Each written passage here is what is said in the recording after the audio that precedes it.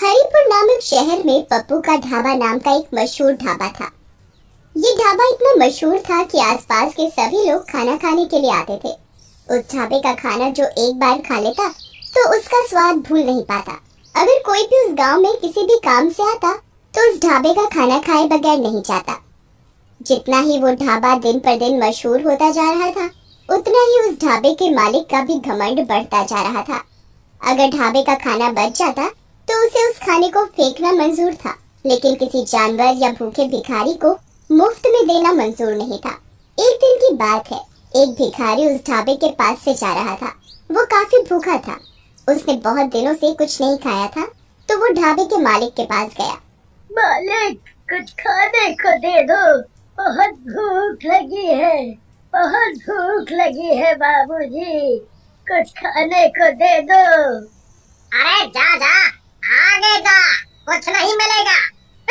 कुछ दे दो खाने को, बहुत दिनों से कुछ खाया नहीं है, बहुत भूख लगी है बाबूजी। सुबह सुबह पता नहीं कहां कहां से आ जाते हैं मुंह उठा के, सारा दिन खराब कर दिया। रामू, ओ रामू, इसे बाहर तो निकाल। रामू भिखारी को ढाबे से धक्के मार मार कर निकाल देता है, पर मालिक को भिखारी के ऊपर जरा भी दया नहीं आती और भिखारी भूख के मारे बेहोश हो जाता है। मालिक, ये तो बेहोश हो गया है, तो मैं क्या करूं? इसे तू दुकान के सामने से हटा, ग्राहक के आने का टाइम हो रहा है। ये मालिक, मालिक, मालिक, लगता है ये मर गया। अरे ये क्या बोल रहा है? मालिक, मैं सही बोल रही हूँ। तुम एक काम करो, इसे जो ढाबे के पीछे कुआं है उसमें फेंक दो और किसी को कुछ पता भी नहीं चलेगा। जी मालिक। रामू, किसी को कुछ पता तो नहीं चला? किसी ने देखा तो नहीं? नहीं मालिक। आज का तो दिन ही खराब गया।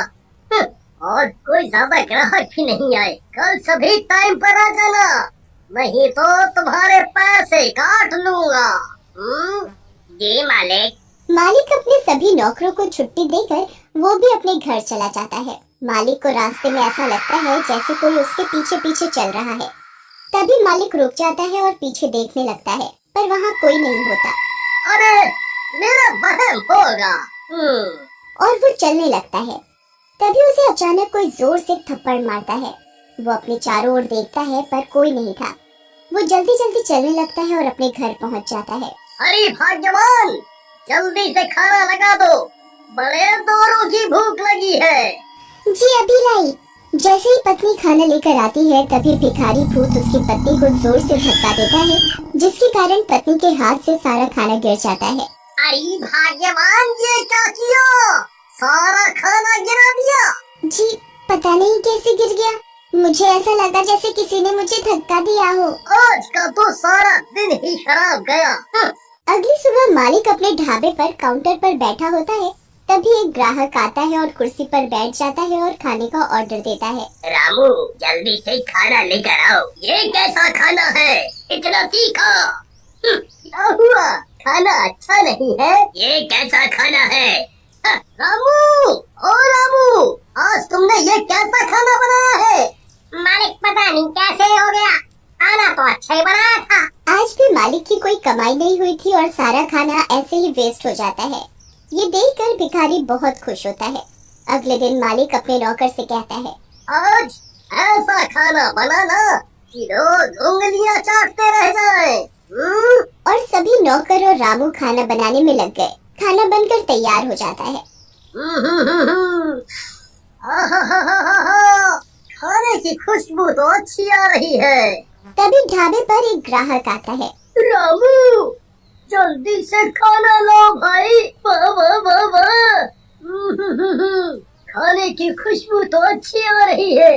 ग्राहक जैसे ही खाना खाने के लिए बैठता है, तभी उसकी थाली से अचानक रोटी गायब हो जाती है। अरे रोटी कहाँ गई? अभी तो थी। वो डर जाता है। वो रामू का आवाज लगाता है। रामू, रामू। जी साहब, क्या हो गया साहब? अरे रामू, मेरी रोटी गायब हो गई। अरे ऐसे कैसे हो सकता है साहब, आपका वहम होगा। ये सारा करा धरा भूतिया भिखारी का था। वही सब ग्राहकों को परेशान और डरा रहा था। ग्राहक डर के मारे भाग जाता है। ढाबे के मालिक को समझ नहीं आ रहा था कि आखिर चक्कर क्या है।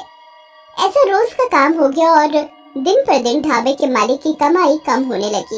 एक दिन की बात है, शहर से कुछ लोग गांव की तरफ जा रहे थे। उन्हें पप्पू का ढाबा दिखाई दिया। उन्होंने उस ढाबे का नाम काफी सुन रखा था, तो वो ढाबे पर खाना खाने के लिए रुक गए और वो खाने का ऑर्डर करते हैं। रामू खाना लेकर आता है तो वो खाना खाने बैठते हैं तो उनकी शाही पनीर की सब्जी चिकन की सब्जी में बदल जाती है, जिसे देख वो घबरा जाता है। वो जैसे ही पीने के लिए पानी का ग्लास उठाते हैं तो भूतिया भिखारी सारा पानी उनके सिर पर डाल देता है और वो जोर जोर से चिल्लाने लगता है, भूत, भूत, भूत, अरे ढाबे पर तो भूत है। और वो वहाँ से भाग जाता है। देखते ही देखते ढाबे पर रोज अजीबोगरीब घटनाएं होने लगी। लोग उस ढाबे को अब भूतिया ढाबे के नाम से जानने लगे।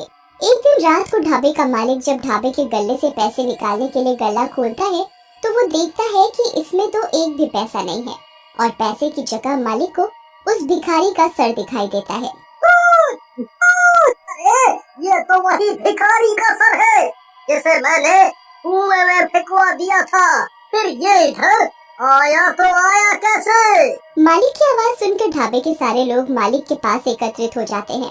क्या हुआ भाई साहब, आप इतना घबराए हुए क्यों हैं? ये देखो, हमारे गल्ले में भूत है। यहाँ उस भिखारी की खोपड़ी रखी है और उधर से पैसे गायब है। ये सुन सारे लोग बहुत घबरा जाते हैं। अरे भाई साहब, ऐसा कैसे हो सकता है?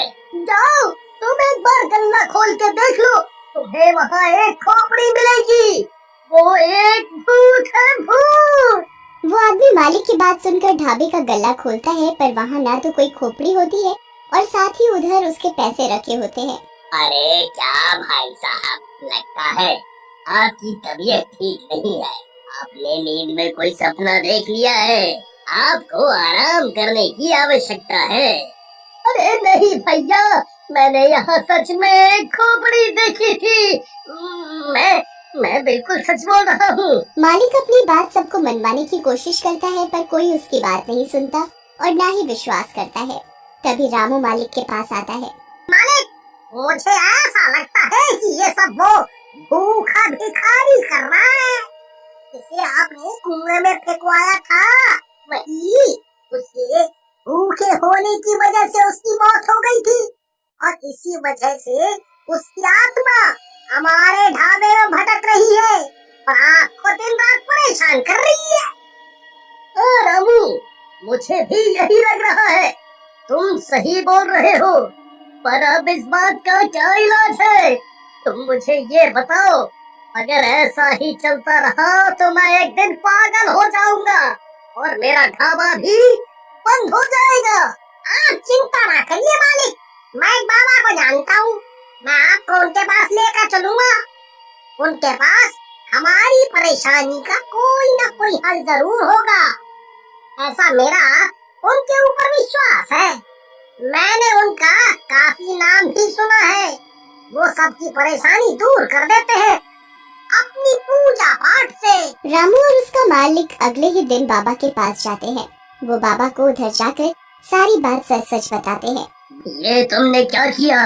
तुमने एक भूखे भिखारी की जान ले ली। उसकी आत्मा भूख की वजह से ही तुम्हारे ढाबे में भटक रही है और तुम्हें परेशान कर रही है। बाबा जी, हमारी मदद करो, हमसे गलती हो गई।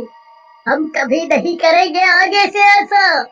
हमें माफ कर दो बाबा। बाबा अपनी शक्ति से उस भिखारी की आत्मा को बुलाता है।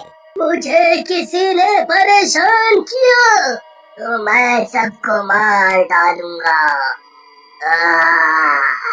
मुझे माफ कर दो, मुझे माफ कर दो, मुझसे गलती हो गई। मैं आगे से कभी किसी भी भिखारी को भूखा नहीं जाने दूंगा, नहीं जाने दूंगा।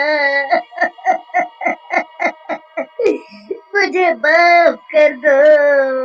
बाबा अपने लोटे से गंगा जल छिड़क कर उस भिखारी को मुक्त कर देते हैं और मालिक से हमेशा गरीबों को खाना खिलाने को बोलते हैं।